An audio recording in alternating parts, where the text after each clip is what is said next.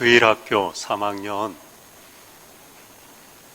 담임을 맡은 교사분이 이제 부활절이 되어서 부활 신앙을 아이들에게 가르치려고 한 가지 부탁을 했습니다. 빈 상자를 주고 하나씩 거기에다가 새 생명을 담아오너라 그랬습니다. 어떤 아이는 계란을 넣어오고 부활의 상징이잖아요. 꽃, 나비, 또 종자를 거기에 넣어온 아이도 있었는데 한 아이는 빈 상자를 들고 온 겁니다. 너 왜 아무것도 넣어오지 않았냐? 예수님의 무덤은 비어 있었잖아요. 넣어온 것도 맞지만 부활하신 예수님 무덤이 비어 있었다는 거예요. 이 아이는 확실한 부활 신앙을 갖고 있은 것입니다. 우리가 살아가는 이유, 부활의 주님을 만난 다음에 그 부활의 증인으로 살아가는 것입니다. 오늘 38절에 누구든지 이 음란하고 죄 많은 세대에 나와 내 말을 부끄러워하면 인자도 아버지의 영광으로 거룩한 천사들과 함께 올 때에 그 사람을 부끄러워하리라. 뒤집으면요, 부끄러워하지 말아야 된다는 건 자랑한다, 증거한다는 것이죠. 우리가 부활의 주님을 증거하고 자랑하지 아니하면 다시 오실 때에 우리도 자랑해 주시지 않고 부끄러워 하시겠다는 겁니다. 부활을 본 사람은, 부활의 주님을 만난 사람은, 생명의 능력에 접촉한 사람은 그것을 전하게 되어 있습니다. 가만히 있을 수가 없습니다. 부끄러워할 수가 없어요. 고개 버젓이 들고 누가 뭐라 그래도 부활의 주님을 자랑하게 되어 있는 것입니다. 35절에 그것을 누구든지 나와 복음을 위하여 자기 목숨을 잃으면 구원하리라. 내가 만난 부활의 주님을 증거하는 삶은 복음을 위한 삶이라는 것입니다. 인생의 방향이 바뀐다는 거예요. 복음을 위하여 내 삶을 드리게 되는 것입니다. 살아가는 이유가 바뀌는 거예요. 진리를 위하여 살게 되는 것입니다. 그리고 그것을 오늘 본문 말씀에 우리가 익히 알고 있는 십자가를 지고 주님을 따르는 삶이라고 말씀하고 있습니다. 자기 십자가를 지고 나를 따를 것이니라. 여러분, 증거하는 삶은 나팔 불고 메가폰 잡고 예수님 부활했다 증거하는 것이도 하지만 더 귀한 것은요, 내게 주어진 십자가를 지고 주님을 묵묵히 따라가는 것입니다. 그것이 이루어질 때만이 우리는 참된 증인이 될 수 있는 거예요. 사람들은 거기에서 진리를 발견하는 것입니다. 34절, 누구든지 나를 따라오려거든 자기를 부인하고 자기 십자가를 지고 나를 따를 것이니라. 먼저 자기를 부인하라고 말씀합니다. 자기를 부인하지 않고 자기 십자가를 지고 따라가기가 어렵기 때문이에요. 뒤집어 말씀드리면 자기 십자가를 진다는 건 어떤 의미에서 끊임없이 순간순간 자기를 부인하는 겁니다. 그게 어떻게 보면 가장 큰 십자가예요. 많은 사람들이 자기를 부인하지 못해서 지던 십자가마저 내팽겨치고 세상으로 돌아가고 기껏 이제껏 주님의 종으로, 제자로 구원받은 은혜에 감사하며 그걸 전하며 살다가 쏟아버리는 경우. 왜입니까? 자기가 아직도 살아있기 때문에, 자기를 부인하지 못하기 때문인 것입니다. 어떤 크리스찬이 한 농부에게 물었습니다. 말했습니다. 우리의 첫째 임무는 즉각 죄를 버리는 것입니다. 그랬더니 농부가 그럽니다. 더 중요한 게 있습니다. 그건 우리의 자신의 의를 신뢰하는 걸 버리는 것입니다. 자기 뜻, 자기 생각, 자기 자랑, 자기 의, 그걸 버리는 게 자기를 부인하는 겁니다. 여러분, 우리가 거울을 보잖아요. 오늘 아침에도 교회 오실 때 좀 단장하고 거울 다 보셨죠? 예, 여기 보니까 안 본 분은 한 분도 안 계시군요. 아마 가정에서 예배 드리는 분들은 뭐 눈에 뭐 하나 끼어 있기도 하고 거울을 안 봤을 수도 있을 것 같아요. 뭐 집 밖에 안 나가니까 가족들이 편안하게 예배 드리니까 그래도 되겠죠. 다 우리가 거울을 보고 살아가잖아요. 근데 이 거울 가운데요, 요술 거울 있잖아요. 날씬하게 키가 커 보이게 하는 거울 있고, 또 땅딸막하게 퍼져서 뚱뚱해 보이게 하는 거울도 있고, 또 어느 방에 들어가면 천장부터 벽 바닥까지 전부 유리인데, 거울인데 자기가 그냥 몇십 명이 되도록 비춰지는, 한 번도 안 보신 분들처럼 그렇게 가보세요. 그런 거울방 있어요. 우리 여행하다 보면 자기의 실제 모습과 달라요. 잠깐은 내가 이렇게 키가 작고 뚱뚱해? 아니 내가 뭐 이렇게 홀쭉하고 키가 커? 기분이 나쁘고 속이 상하고 이건 내 본 모습이 아닌데, 그렇다고 그 거울을 향하여 나쁜 말을 하거나 거울을 치거나 깨뜨리는 사람은 없습니다. 만약 그런 사람이 있다면 그 사람은 누군가가 잘 돌봐줘야 되는 사람일 겁니다. 그런데 함께 살아가는 타자, 상대방의 마음의 거울에 비춰진 내 모습이 내가 생각하는 내 모습과 다를 때, 한 인격체인 타자가 나에 대해서 평가한 것이 못마땅할 때, 그때 우리는 자기의가 손상됩니다. 그래서 우리도 그 사람을 향하여 독을 뱉어내기도 합니다. 또 하나의 인격을 만났을 때 우리는 서로 상처를 주고받아요. 왜 그렇습니까? 서로 자기가 중심이기 때문이에요.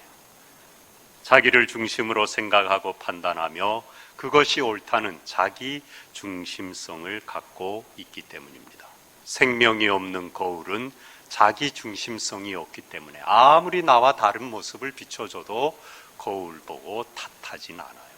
그런데 나와 같은 인격체인 한 사람이 내가 원치 않는 내 모습을 내 앞에 들이댔을 때 우리는 그걸 받아들이기를 꺼려하는 것입니다.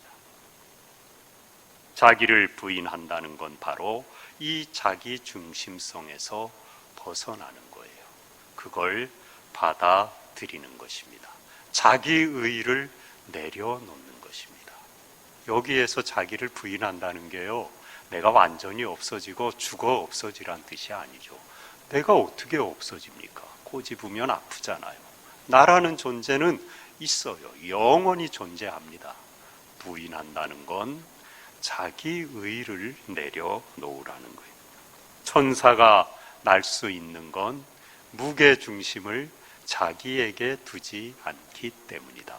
그런 말이 있습니다. 마음껏 날아오르고 가볍게 죄의 짐에 상대의 평가에 눌려갖고 잠 못 자고 끙끙거리고 속상해하며 살아가지 않을 수 있는 길, 무게중심을 내게 두지 않는 거예요. 이걸 옮기는 겁니다. 자기를 부인하는 건 내가 없어지는 것이 아닙니다. 세상이라는 거울에 비춰진 내 모습이 못마땅하고 내 마음에 들지 않더라도 그 뒤에 있는 더 큰 거울을 보는 거예요. 참 내 모습, 먼지 묻고 때 묻고 죄악 가운데 뒹구는 내 모습이지만 내가 그럼에도 불구하고 하나님이 만드신 귀한 존재라고 말씀하는 주님의 은혜의 거울 앞에 서는 거예요. 그 길만이 우리가 자기를 부인하고 십자가를 질 수 있는 길입니다. 자기가 중심이던 삶에서 순간순간 돌아서는 것입니다. 여러분, 내 힘으로 절대 우리가 자기를 부인할 수 없습니다. 우리가 누구인지 분명히 알 때 우리는 자기를 부인할 수 있어요. 오늘 29절에 너희는 나를 누구라 하느냐? 베드로가 대답하여 이르되 주는 그리스도시니이다. 그리스도 메시아, 나의 구원자.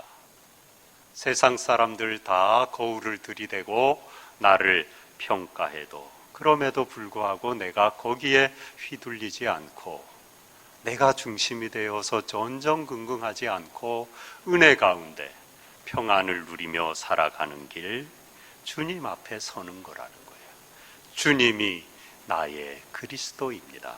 그리고 31절에 보면 인자가 많은 고난을 받고 장로들과 대제사장들과 서기관들에게 버림받아 죽임을 당하고 사흘 만에 살아나야 할 것을 비로소 그들에게 가르치시되, 주님이 이 땅에 오신 까닭을 분명히 말씀하고 있는데 뭡니까? 우리를 살리려라는 것이죠.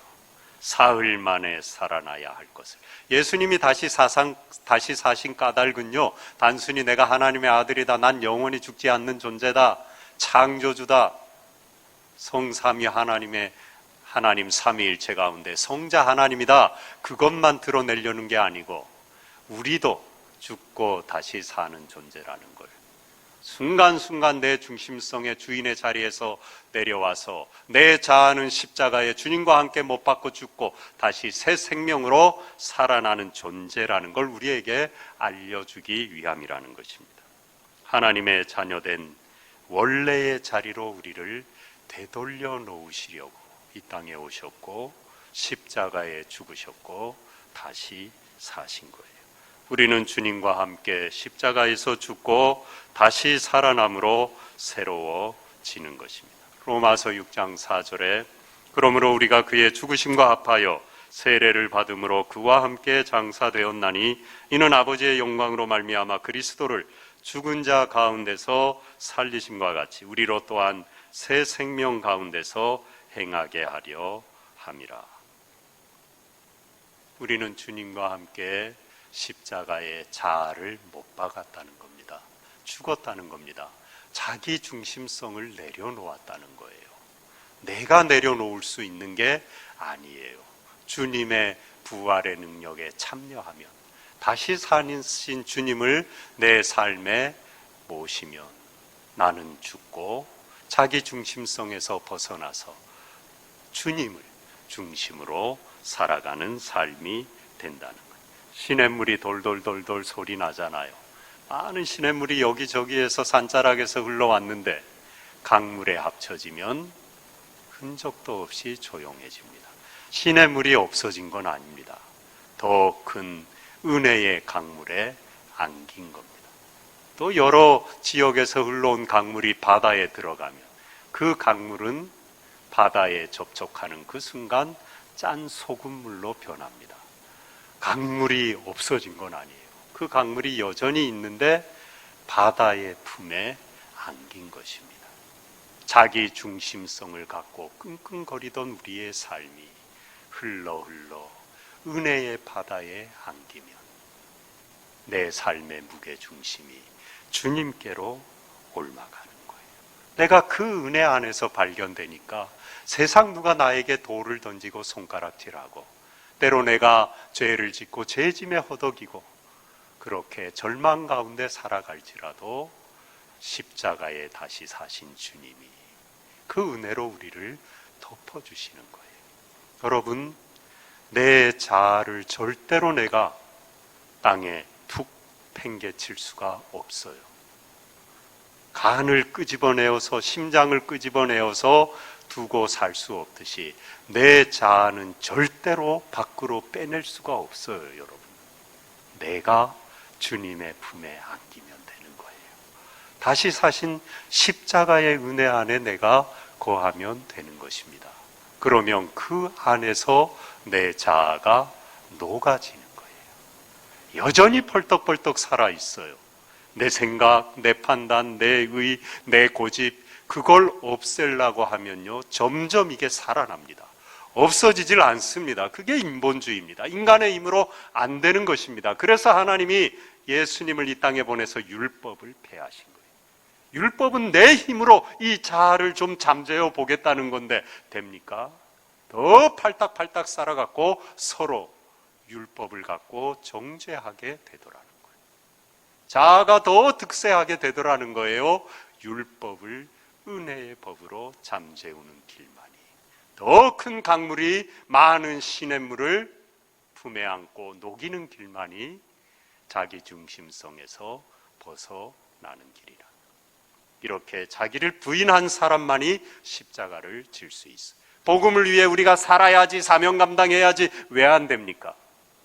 십자가를 진다곤 하는데 자기가 살아있으니, 자기를 부인하지 않으니 기껏 십자가 져놓고도 그 십자가 누가 진 거예요? 내가 진 거예요. 누가 알아주지 않으면 속상한 거예요. 받은 은혜 다 까먹는 거예요. 기껏 사명 감당해놓고 하나님께 영광 돌린다고 해놓고 내 영광을 찾고 다니다 보니 하나님께 그동안 드린 영광마저도 허사가 되더라는 것입니다. 인본주의적인 신앙생활, 율법적인 신앙생활, 은혜가 없는 신앙생활이라는 것. 우리는 십자가의 은혜 안에서 무게중심을 주님께로 돌려놓고 날마다 그 은혜 안에 거하는 삶인 것. 십자가를 지는 거요, 너무 힘들면 못 집니다, 여러분. 못 져요. 우리 힘으로 질 수 없는 거예요, 그게.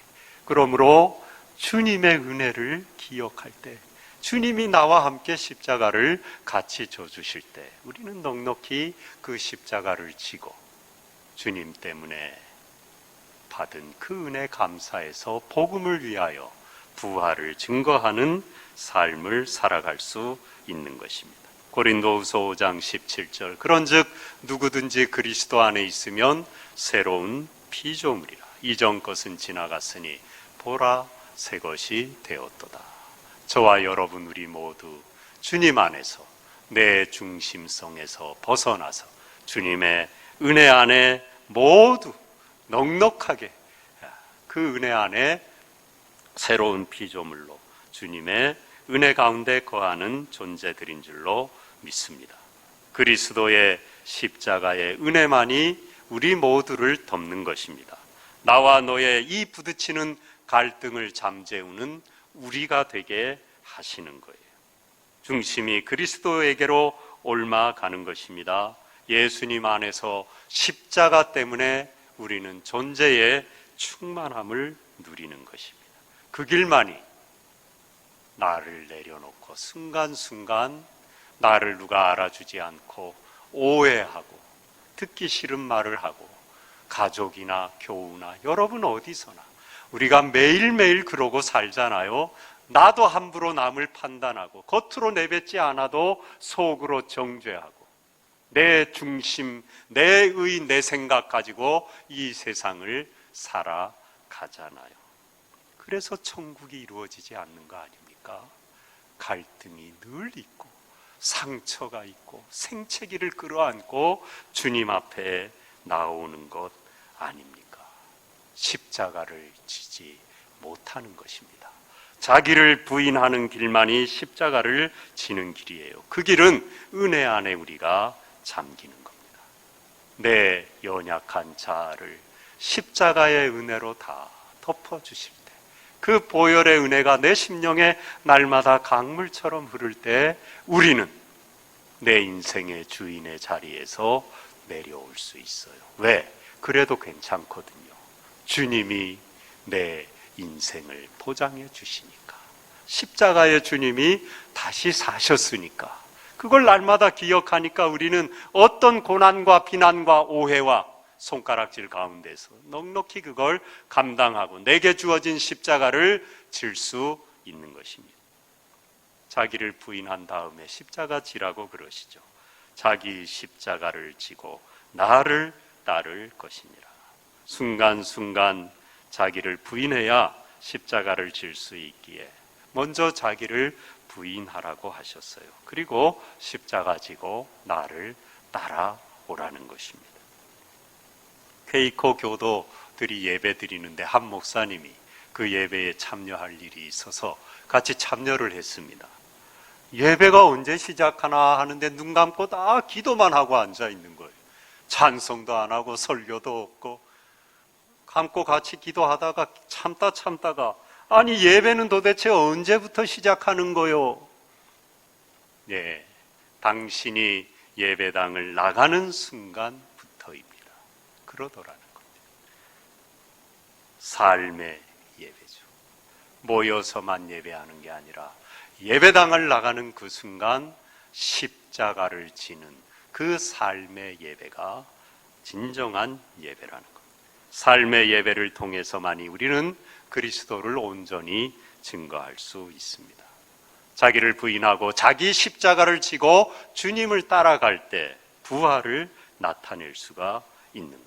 이 세상의 죽음을 이기는 생명의 능력을 전하는 길, 내가 죽는 겁니다. 내게 주어진 십자가를 지는 겁니다. 힘들다고 내팽개치고 내려놓고 도망가 버리면은 부활의 주님을 증거할 길은 요원한 것입니다. 내가 만난 진리를 퍼뜨리는 길은 나팔 부는 게 아니에요. 주님 살아나셨다 입술로만 고백하는 게 아닙니다. 하루하루 순간순간 남이 알아주건 안 알아주건 내 인생에 하나님이 지워주신 그 무거운 십자가의 짐을 지는 거예요. 그리고 그걸 끝까지 견디는 것입니다. 여러분, 십자가가 뭡니까? 왜 어렵습니까? 고통이잖아요. 얼마나 무겁습니까? 십자가만 집니까? 예수님 채찍에 맞았어요. 십자가에 못 박히셨어요. 억울한 소리 조롱과 침뱉음을 당하셨어요. 살과 피 다 찢기시고 우리를 위하여 흘려주셨습니다. 십자가가 영광이면 누가 못 지겠습니까? 지지 말라 그래도 서로 지려고 아마 싸움이 날 거예요. 고통이니까 이게 어려운 거예요. 치다가도 순간순간 내려놓고 싶을 때가 있는 것입니다. 그러나 여러분, 내려놓고 싶을 그때 주님의 십자가 길을 기억하며 나도 견디는 것, 그게 십자가의 삶인 거예요. 우리는 십자가의 은혜 가운데 구원받은 사람들입니다. 내 중심성에서 주님으로 내 무게중심을 옮기고 이제는 나를 위한 삶이 아니고 복음을 위하여 내가 받은 구원의 은혜 때문에, 그 십자가 때문에, 죽기까지 날 사랑하신 예수님의 사랑 때문에, 그 때문에 주님을 위하여 살아가는 존재가 된 것입니다. 그러므로 우리는 이 십자가를 끝까지 지는 길만이 주님처럼 부활의 영광에 참여하고 그 다시 사신 주님을 나타내는 길인 것을 기억하고 그 십자가를 지는 그 삶에 마침내 부활의 영광이 있을 줄로 믿습니다.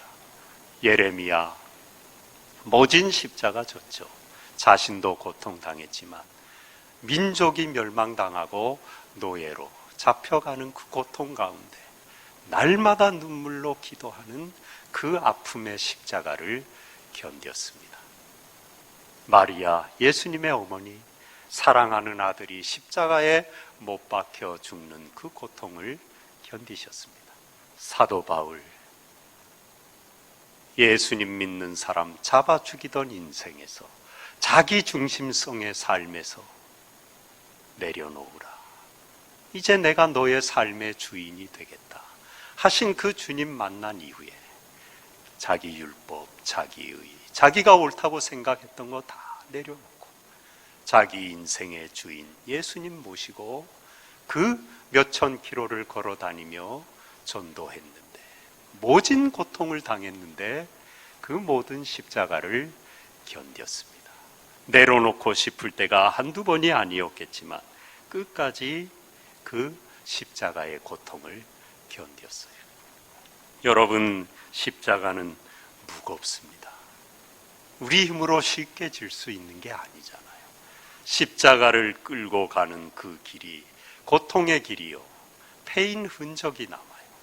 다 마음이 패이고, 또 내가 가는 그 인생의 길도 패이고, 또 그 십자가 지다 보니 밭에 고랑이 패이듯이 내 십자가 든 등에 깊은 고통의 고랑이 패이기도 합니다.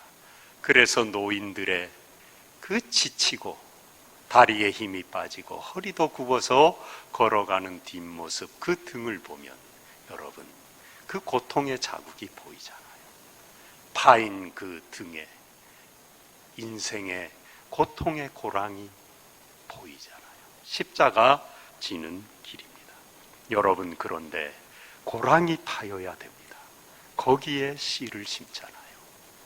거기에 비가 내리고 은혜의 눈물이 젖어들어서 그 씨가 싹을 틔우고 열매를 맺는 것입니다.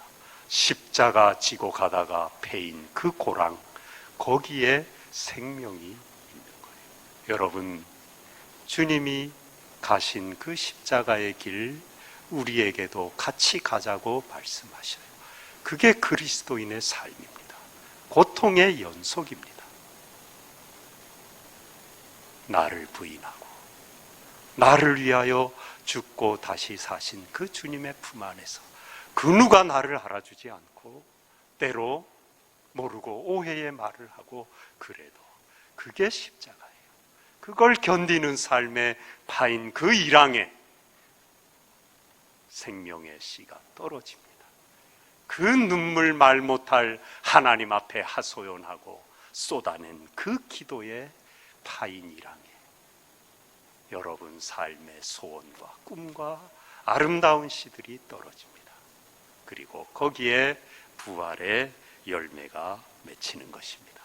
우리 모두 주님을 증거하는 삶에 참여하는 것입니다. 여러분, 주님을 위하여 사는 존재로 우리는 부름받았어요. 복음을 위하여 이제 살아야 되는 겁니다. 그거는요, 나팔 분다고 되는 게 아니고 고통의 십자가를 지고 묵묵히 주님 따라가는 겁니다. 그리고 자기를 부인하지 않는 사람은 십자가를 질 수가 없습니다. 나는 죽고 예수 안에서 다시 산 새로운 피조물인 것을 기억할 때, 십자가에 죽기까지 주님이 나를 사랑했다는 걸 순간순간 기억할 때, 타자에게 비춰진 내 모습 때문에 전전긍긍하던 삶에서 돌아서서 우리는 날마다 십자가 앞에 가는 겁니다. 그러면 주님이 괜찮다고 하시는 겁니다. 내가 너를 위하여 죽고 다시 살았다고 하는 것입니다. 여러분, 날마다 이 은혜를 기억하고 힘들고 어려울 때마다 십자가 앞에 나아가십시오. 주님의 은총의 세례를 날마다 받으십시오. 그리고 나를 부인하고 십자가 지고 주님 따라가서 주님의 영광에 참여하고 그 부활의 영광을 증거하는 그런 복된 삶이 되시기를 축복합니다.